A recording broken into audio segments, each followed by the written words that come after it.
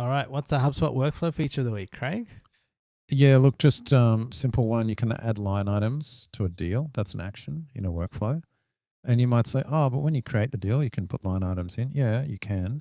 This action will be independent of that. So it could be an existing deal. Now, what's a use case for this?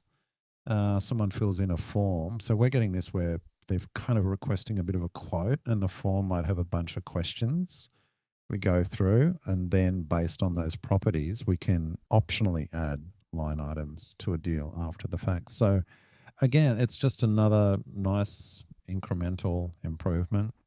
By the way, in the screenshot, see this other action, convert to invoice. That's a nice action. Let's chat about that in a future episode. Yeah. Speaking of workflows, Ian, have you seen the Analyze tab? Yes, I have, Craig. And I think these Analyze tabs are across most of the tools. And I think if you haven't actually clicked and looked at it, you should. There's lots of very interesting information and data that you can utilize.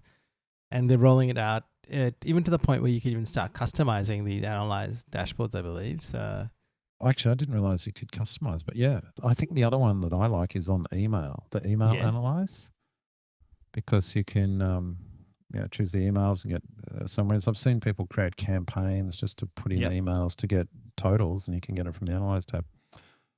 All right, moving on.